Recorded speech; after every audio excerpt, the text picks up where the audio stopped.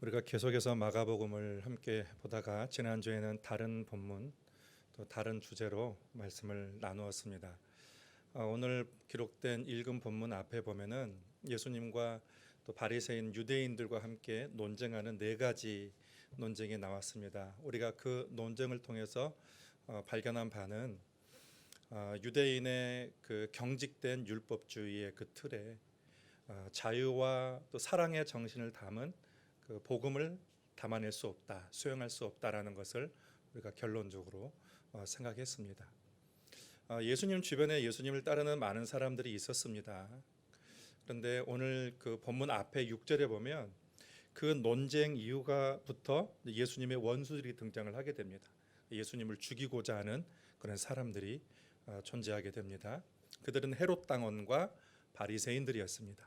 헤롯 당원은 친로마주의자들이에요. 우리가 일제 시대로 보게 되면 친일파라고 볼 수가 있습니다. 그들은 로마에 대해서 굉장히 호의적입니다. 그리고 로마에 협력하는 그러한 사람들을 헤롯 당이라고 합니다. 반면에 바리새인들은 민족주의자입니다. 우리 민족만, 우리 민족끼리만 하나님께 선택받은 사람이다. 그러면서 외부 나라의 사람들을 좀 이렇게 배척하는 그런 사람들이었어요. 그러니까 서로 친하지가 않았습니다. 그런데 이들이 악의 연합을 이룬 것이죠.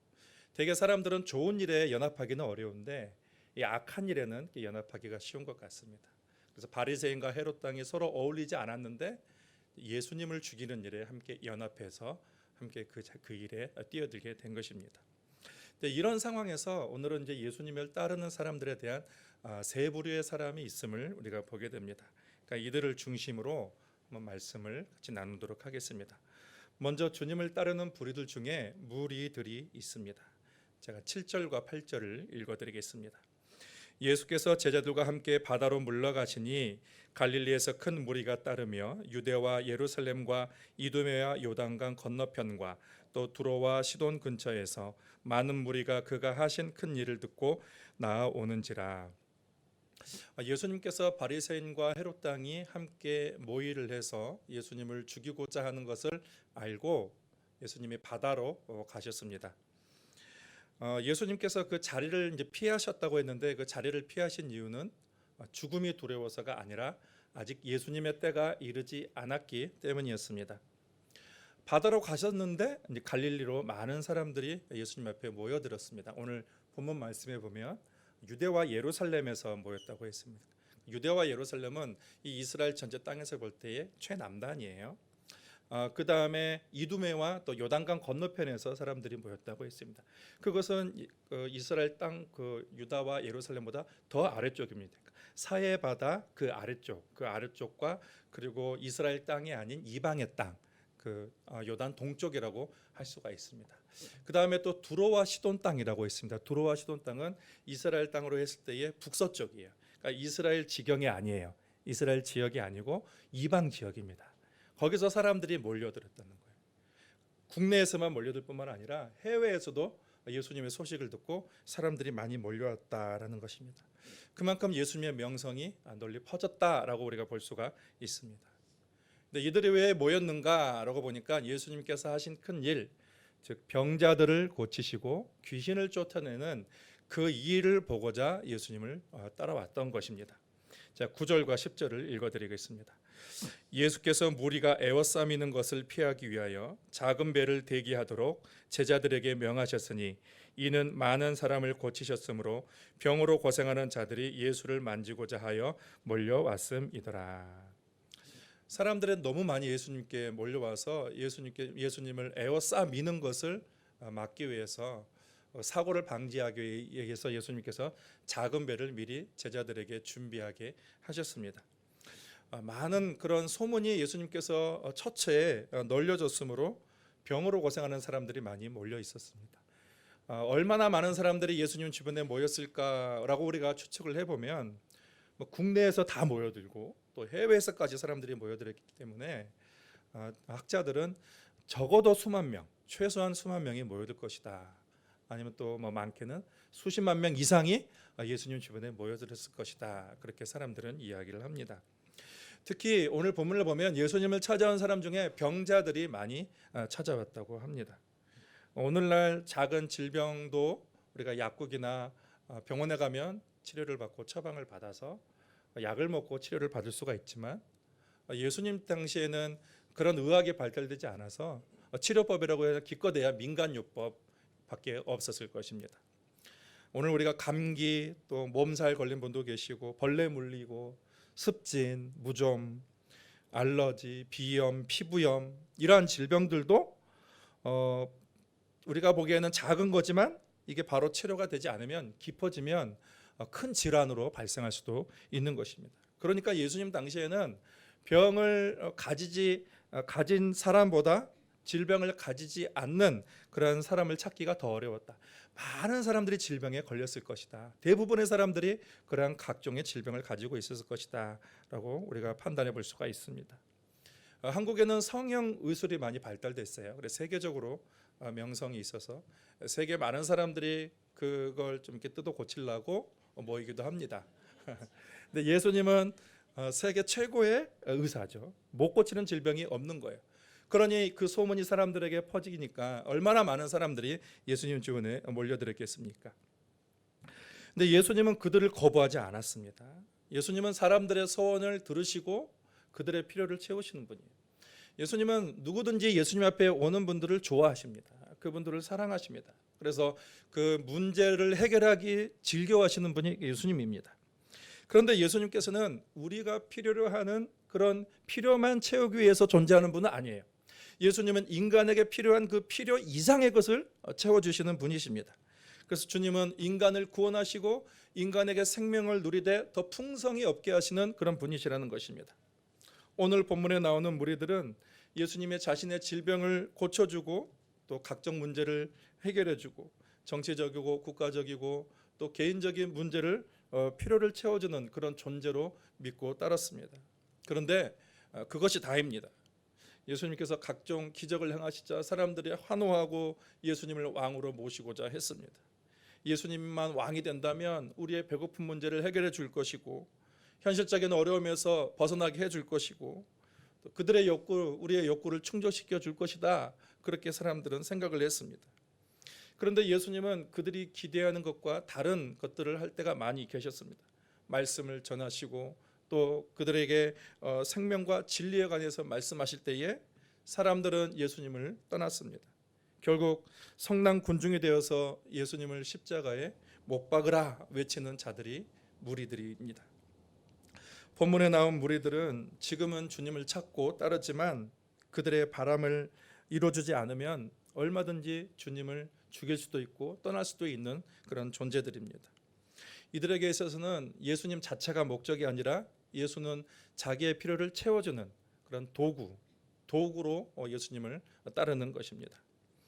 지금은 필요에 의해서 예수님을 따르지만 그 필요가 채워지지 않으면 얼마든지 예수님을 버릴 수도 있고 예수님을 떠날 수도 있는 그런 사람들입니다. 제가 한 간증을 보니까 그 불교를 열심히 믿은 분이 있습니다. 이분이 불교를 잘 믿어서 소원 성취를 이뤘어요. 불교에 보면 천수관음보살이라고 있다고 합니다. 제가 불교를 안 다녀봐서 모르는데 혹시 불교에 심취해 계시다고 오신 분들 맞나요? 천수관음보살.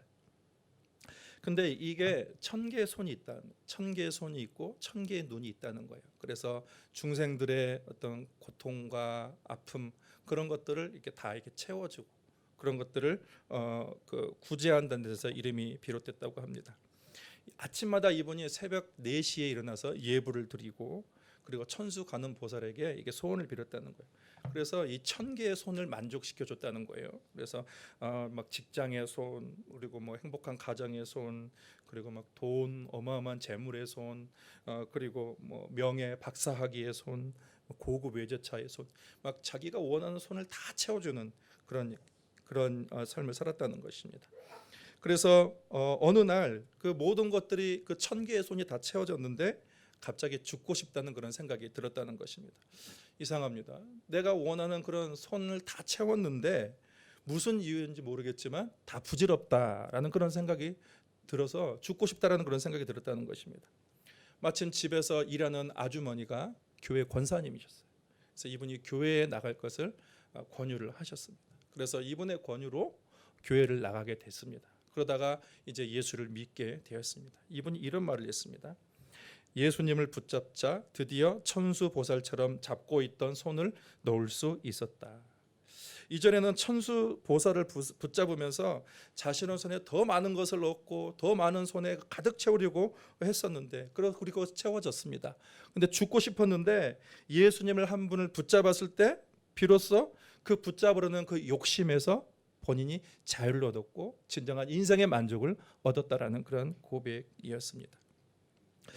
무리들은 자신의 욕망을 채우기 위해서 예수님을 따랐으나 그 욕구가 채워지지 않으면 얼마든지 예수님을 버릴 수 있는 그러한 사람들입니다. 그래서 오늘 본문을 보면 무리들에게는 이름이 없습니다. 이름이 없다는 게 뭐예요? 그들이 예수님과 인격적인 관계가 형성이 되지 않았다는 것을 얘기하고 있습니다. 우리는 무리가 아니라 제자까지 나아가야 되는 것이죠. 그래서 13절에서 19절까지 보면은 12 제자들을 세우시는 그런 말씀이 나옵니다. 예수님께서 산에 오르셔서 12명의 제자들을 따로 이름을 부르시면서 그들을 세우셨어요. 이들이 무리와 다른 것은 이들에게는 이름이 있습니다. 이름이 있다는 것은 예수님과 인격적인 관계가 형성이 되었다는 거예요. 그래서 예수님께서 베드로 원래 시몬이었는데 베드로라는 이름을 더하게 되고, 그리고 세베대의 아들 야고보와 요한에게는 보아너게 우레의 아들이라는 그 이름을 더하게 되고, 그리고 베드로의 형제 안드레를 부르시고, 그리고 빌립과 바돌로메, 마테와 도마, 알페의 아들 야고보, 다데, 가나나인 시몬, 그리고 마지막에 예수를 판 가롯, 유다. 예수님께서 12명을 부르셨는데 이 12명은 유대 이스라엘 12지파를 상징하는 거죠. 또 뿐만 아니라 이전에는 그 12지파만 그 이스라엘 나라에 한정되어 있었지만 이제는 열방에 세우실 하나님의 나라를 대표하는 상징하는 인물이 제자들입니다. 그래서 이들을 통해서 예수님은 이제 하나님의 나라를 세워가시는 것입니다. 이들의 직업을 보면 어부도 있고 세리도 있고 열심당원도 있고 그렇게 주목받지 못하는 사람들입니다. 그리고 이들의 성격을 보면은 또 다혈질도 있고 또 불같은 성격을 가진 사람이 있고 이기적인 사람, 그리고 직선적이고 어떤 사람은 정직한 사람도 있고 또 진취적인 사람도 있고 민족주의자도 있습니다. 지극히 평범한 사람들입니다. 사람들에게 존경을 받거나 사회적으로 인정을 받지 않는 사람들을 예수님께서는 부르셨습니다. 그러니까 예수님의 관점과 우리의 관점이 다른 것이죠. 예수님은 평범한 사람들을 부르셔서 비범한 존재로 변화시키고 그걸 만드는 분이십니다. 처음에는 무식한 사람들이 아주 실수투성이었습니다. 그렇지만 예수님은 12사람의 모든 것을 걸으셨어요. 12사람의 투자를 하셨습니다. 예수님은 자신이 따르는 모든 사람에게 투자하지 않으셨습니다. 12를 택하셔서 그들이 별 볼 일 없는 사람처럼 보였지만 그들을 훈련시켜서 하나님의 나라의 씨앗으로 그들을 만드신 것입니다. 예수님은 참 대단하신 분이에요. 그분은 어떤 거대한 조직을 만들지 않으셨습니다. 그리고 많은 사람들이 모일 수 있는 어떤 화려하고 웅장한 건물에 투자하지 않으셨습니다. 사람을 모으기 위해서 사람들이 억지로 모으려고 시간을 쏟고 열정을 쏟지 않으셨습니다. 오히려 모인 사람들을 떠나셨어요. 그들을 피해 다니시는 그러한 일을 하셨습니다. 그분은 핵심적인 소수에 투자를 하신 거예요. 거기에 열중을 하신 것입니다. 왜냐, 예수님은 육신을 입고 계셨기 때문이죠. 육신을 입고 그런 공간과 시간의 제약이 있기 때문에 예수님은 그냥 핵심적인 소수에 열정을 쏟으신 거예요. 같이 식사하시고 또 돌아다니시고 또 교육도 하시고 그들에게 열정을 쏟으셨습니다. 여러분, 이것이 하나님의 나라를 이루고자 하는 예수 그리스도의 전략입니다. 우리도 예수님에게 배워야 하는 것이죠. 사람이 많이 모인다고 해서 꼭 좋은 것은 아닙니다. 무리에서 제자로 성장을 해야 하는 것입니다. 헌신하는 사람이 많다고 해서 좋은 교회라고도 할 수가 없습니다. 성령에 사로잡힌 사람 한 사람만 있어도 여러분 그 교회는 좋은 교회인 줄 믿습니다. 그러니까 우리는 성령에 사로잡힌 제자가 되어야 되는, 제자의 삶을 어떻게 살 수 있을까? 우리 14절과 15절은 우리 같이 한번 읽겠습니다. 이에 12를 세우셨으니 이는 자기와 함께 있게 하시고 또 보내사 전도도 하며 귀신을 내쫓는 권능도 가지게 하려 하심이로라. 여기서 우리는 두 가지를 알 수가 있는데, 제자가 할 일은 전도하는 것과 귀신을 쫓아내는 일입니다. 사람들에게 복음을 전하고 또 영적으로 또 환경적으로 정신적으로 육신적으로 그렇게 매임과 묶임 가운데 있는 사람들을 자유롭게 하고 해방하는 일을 하는 것입니다. 우리 모두는 우리에게 맡은 일이 있습니다. 그 모든 일들은 사람들을 살리는 그러한 일들을 하도록 주님께서 우리에게 주신 일입니다. 그래서 그런 일을 통해서 작은 최소한의 단위의 교회라고 할 수 있는 가정을 세우고 또 교회를 세우고 또 우리의 사회와 사람들을 세워가는 것입니다. 그런 사역들은 그리스도의 제자로서 받은 사명입니다. 근데 각각 역할이 있습니다. 그런데 우리가 그런 역할을 지금 행하고 있다고 해서 내가 제자의 삶을 산다라고 장담할 수는 없습니다. 우리는 하나님의 일을 한다고 하면서 언제든지 인간적인 방법으로 살아갈 수가 있습니다. 제자로 부르심을 받았는데 제자의 삶을 살지 않는 사람들이 많이 있습니다. 왜 그럴까요? 거기에는 중요한 것이 빠져 있기 때문이죠. 오늘 14절의 말씀에 보면 이에 12를 세우셨으니 이는 자기와 함께 있게 하시고 라고 했어요. 예수께서 제자들을 부르신 가장 중요한 목적은 그것은 함께함이에요. 제자들과 함께함인 것입니다. 이것이 예수님의 제자들이 부르신 목적이에요. 예수님의 제자들을 세우실 때 가장 중점적으로 줬던 것은 함께함인 거예요. 주님은 그들과 늘 함께 하셨습니다. 식사 자리에도 함께 하시고 그리고 또 치유할 때도 또 병자들을 고치시고 또 제자들이 고난 가운데 어려움 가운데 주님께서 함께 하셔서 그들의 모든 삶을 공유하셨어요. 함께 공유를 하신 것을 보게 됩니다. 그리고 죄인들을 찾아가실 때도 또 슬픈 일 당한 사람 위로하실 때도 또 잔치집에 갔을 때도 주님은 늘 제자들을 함께 데리고 다니면서 그들에게 삶으로 가르치시는 그런 일들을 하셨습니다. 그리고 여러분 예수님의 제자들을 보십시오. 예수님의 제자들은 무엇이든지 자기 자의대로 판단하고 결정하고 선택하지 않았어요. 그들은 무엇이든지 예수님께서 그들에게 말씀하신 대로 말씀하신 것을 그들은 그대로 따르고 순종했다라는 것입니다. 저는 마가복음 말씀을 나누면서 이런 부분을 굉장히 여러분들과 함께 강조를 하고 나누었습니다.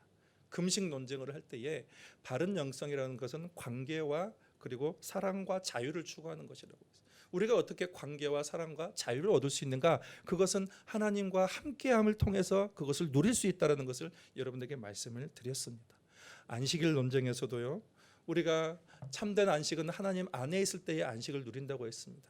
우리가 다른 사람에게 안식을 주기 위해서는 먼저 하나님과 함께함을 통해서 내가 안식을 누려야 다른 사람에게 진정한 안식을 줄 수 있다. 여러분과 함께 말씀을 나눴습니다. 오늘 말씀도 마찬가지입니다. 제자의 삶은 섬김의 삶이고 봉사의 삶입니다. 누구나 제자로 부름을 받을 수 있어도 누구나 제자의 삶을 사는 것은 아닙니다. 여러분 예수님과 함께하는 시간을 늘 가져야 되는 거예요. 일주일에 하루를 구별하여서 주님과 함께하는 시간을 갖고 또 일주일에 하루뿐만 아니라 여러분의 모든 일상 속에서 최소한 여러분에게 권면을 드리는데 최소한 하루에 1시간은 하나님과 함께하는 그런 시간들, 다른 것과 독립적으로 다 떨어져서 하나님과 함께 교제하고 하나님의 말씀을 그렇게 가까이 하는 그런 시간을 가지기를 제가 여러분에게 권면을 드립니다. 여러분 세상 최고의 가치는 예수 그리스도이십니다. 하나님은 우리와 함께 계시는 분이십니다. 그리고 우리는 하나님과 함께할 때에 하나님의 지혜와 능력과 그 사랑을 누릴 수가 있게 되는 것입니다. 예수님이 괜히 제자들에게 너희 나와 함께하자 그렇게 말씀하신 것이 아니에요. 예수님께서는 먼저 하나님과 함께하셨어요. 그래서 예수님이 하는 모든 사역은 자유를 한 것이 아니요 하나님으로부터 받은 삶을 하신 거예요. 그래서 예수님께서 말씀하신 거예요. 내가 하나님의 사랑 안에 거하듯 아버지의 사랑 안에 거하듯 너희는 나의 안에 거하라. 나의 사랑 안에 거하라. 끊임없이 요한복음에 보면 그 말씀을 하고 계시는 것을 보게 됩니다. 마지막으로 귀신 들린 자들이 있습니다. 11절 12절 제가 읽어드리겠습니다. 더러운 귀신들도 어느 때든지 예수를 보면 그 앞에 엎드려 부르짖어 이르되 당신은 하나님의 아들이니이다 하니. 예수님의 사역의 현장에는 귀신 들린 사람들이 많이 있었어요. 어떤 사람은 귀신 들린 현상이 그냥 바로 겉으로 그냥 드러나는 사람이 있는가 하면 귀신이 들렸는지 몰랐다가 예수님을 만나면서 그 안에 있는 귀신이 드러나는 경우도 있었습니다. 또 어떤 이는 귀신에 완전히 사로잡혀서 그 스스로 통제가 안 되는 사람이 있는가 하면 어떤 사람은 정상적인 사람인데 가끔씩 귀신의 영향을 유혹을 받아서 그렇게 귀신의 일에 참여하는 경우도 있다가 나중에 또 회개하고 또 다시 원래의 상태로 돌아오는 경우도 있었습니다. 귀신은 사람 안에 들어가서 그 사람을 통제하고 그 인생을 완전히 망가뜨리고 하나님 나라의 일을 회방하는 일을 합니다. 귀신의 특징은 더럽다는 것입니다. 겉은 되게 교양 있어 보이고 겉은 되게 화려해 보이고 겉은 되게 깨끗해 보이지만 그 속에는 거짓과 죄와 악으로 가득 차 있다라는 것입니다. 근데 본문에 보면은 귀신들이 예수님을 뭔가 도와주는 것 같은 그런 어감을 줍니다. 그들은 많은 사람이 보는 앞에서 예수님 앞에 엎드려요. 당신은 하나님의 아들이니이다. 아니, 귀신이 사람들 앞에서 예수님을 지금 선전하고 있습니다. 예수님을 사람들이 보는 앞에서 지금 예수님을 알리고 있는 거예요. 수많은 사람들이 모여 있는데 이 귀신들인자가 엎드려서 당신은 하나님의 아들입니다 이렇게 하는 거예요.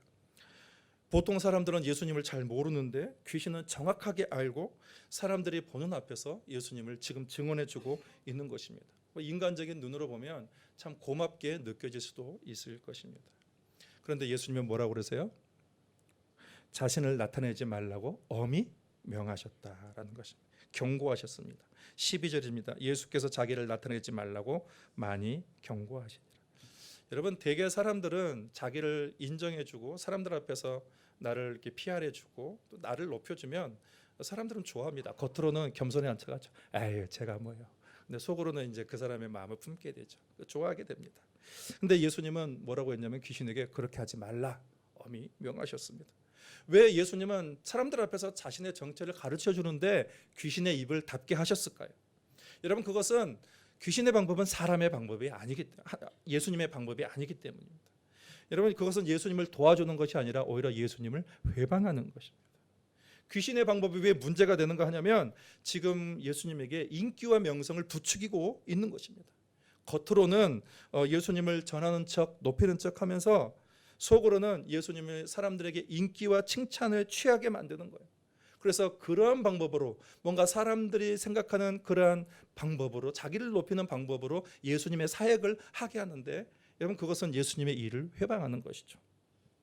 예수님의 십자가 사역을 완성하지 못하게 하려는 그러한 악한 의도가 그 속에 담겨져 있는 것입니다. 귀신들은 예수님이 하나님의 아들이신 것을 알지만 그분을 경배하지는 않습니다. 그리고 순복하지는 않습니다. 예수님에게 자꾸 아첨하면서 교만을 부추기는 거예요. 그래서 예수님이 사람 수준으로 살아가도록 사람 수준으로 일을 하도록 그렇게 계속해서 그 마음을 충동질을 하고 있는 것입니다. 사람들은 칭찬과 인기를 먹고 삽니다. 자신을 알려야 돼요. 그리고 인정을 받아야 사람은 삽니다. 과거나 지금이나 사람들은 그것을 통해서 성공에 이르려고 합니다. 인간에게 뭔가 내가 더 성공해서 환호를 받아야 되고 그리고 높임을 받으려는 그러한 욕망이 있습니다. 그래서 더 화려해 보이려 하고 여러 가지 방법으로 사람들의 주목을 받으려고 합니다. 그러면 내 주변에 사람들이 많이 몰릴 것이고 그리고 이걸 통해서 내 인생은 성공한 인생이다라는 것들을 드러내고자 할 것입니다. 근데 예수님의 방법은 그런 방법이 아닙니다.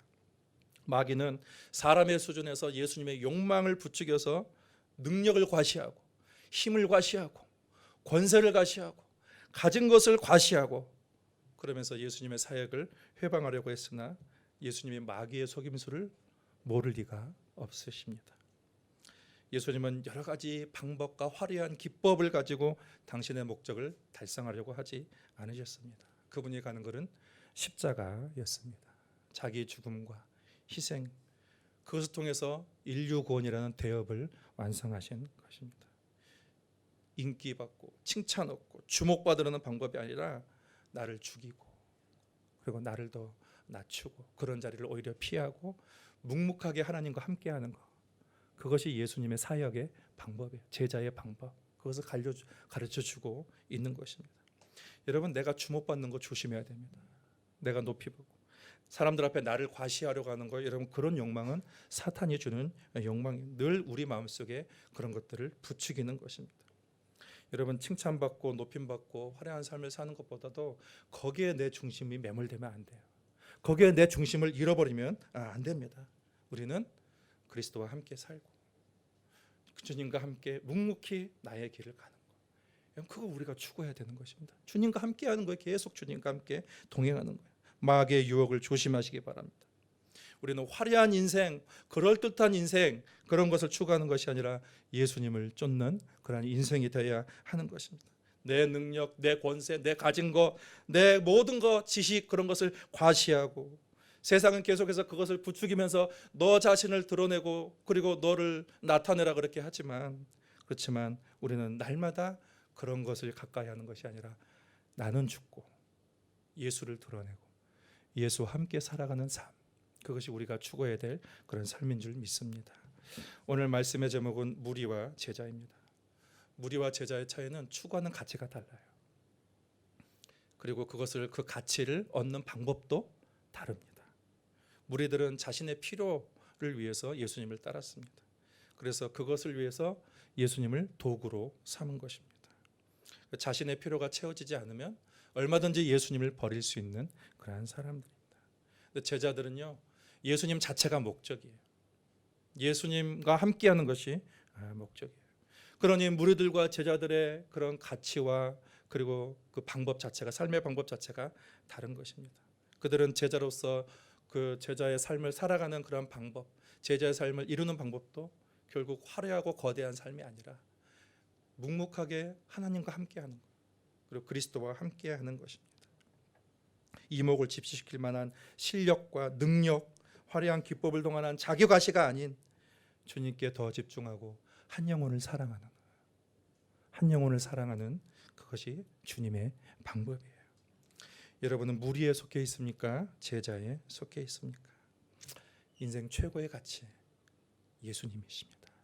예수님과 동행하시길 바랍니다. 그리고 세상의 방법이 아닌 정말로 하나님과 함께, 예수 그리스도와 함께 묵묵히 내게 주어진 길, 제자의 길을 가는 우리 모두가 될 수 있기를 예수 그리스도의 이름으로 축복합니다.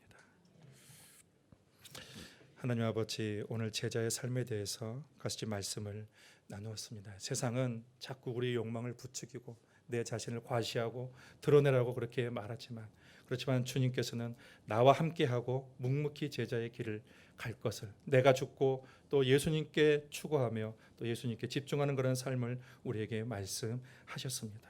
아버지 하나님, 마귀의 욕망에 우리가 넘어지지 않게 하여 주시옵시고 성령의 소욕을 따라 늘 그리스도와 함께함, 그리스도께서 우리에게 주신 그런 사명을 묵묵히 감당하는 그런 주의 종들로 삼아 주옵소서. 예수님의 이름으로 기도하옵나이다. 아멘.